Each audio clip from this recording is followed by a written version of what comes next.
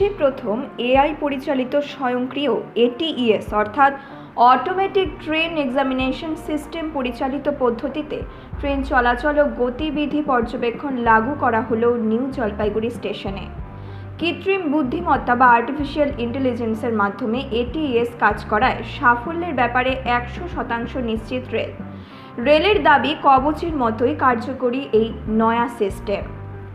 উত্তর পূর্ব সীমান্ত রেলের মুখ্য জনসংযোগ আধিকারিক কপিঞ্জল কিশোর শর্মা সংবাদ মাধ্যমের কাছে জানিয়েছেন, ভারতের প্রথম এনজেপি স্টেশনে এটিইএস কার্যকর করা হয়েছে।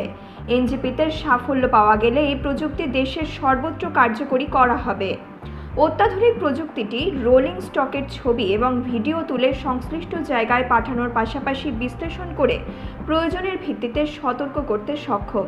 ফলে আওতাধীন একটা বড় এলাকা জুড়ে একটিও দুর্ঘটনা ঘটবে না বলে প্রায় 99% আশাবাদী রেল। কিভাবে কাজ করে এই নয়া সিস্টেম? লাইনের ট্রেন চালু হয়ে সক্রিয় হয়ে উঠবে 4টি ক্যামেরা এবং সমসংখ্যক সেন্সর। চাকার তাপমাত্রা থেকে রেল ট্র্যাকে কোথাও লাইন ভাঙা বা সরে আছে কিনা, ইঞ্জিনে কোনো গোলমাল রয়েছে কিনা, সমস্ত তথ্যই এটিইএস এর মাধ্যমে পাবেন লোকো পাইলট বা ট্রেন চালক। ইঞ্জিনে থাকা ডিসপ্লে বোর্ডে তথ্য দেখা যাবে, পাশাপাশি চালকের মোবাইলেও তথ্য পৌঁছে যাবে। সেই সঙ্গে লিঙ্ক চলে যাবে মেকানিক্যাল সেকশন সংশ্লিষ্ট রেলের শীর্ষ কর্তাদের কাছেও। এআই প্রযুক্তির মাধ্যমে দ্রুত তথ্য আদান প্রদান ঘটায় ট্রেন দুর্ঘটনা রোধ করা যাবে বলে মনে করছেন রেল কর্তারা।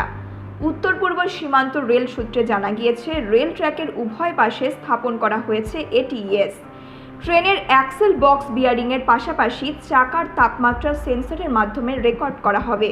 শুধু তাই নয়, কোন কোচের ত্রুটি ধরা পড়েছে, ওই কোচের অ্যাক্সেল নাম্বার কত, সমস্ত তথ্যই পাওয়া যাবে।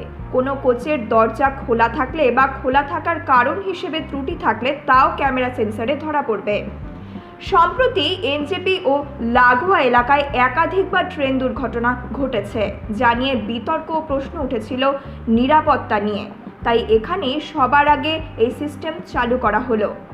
পরপর দুর্ঘটনার প্রেক্ষিতেও এনজেপিতে এটিইএস কার্যকরের সিদ্ধান্ত বলে রেল সূত্রে খবর।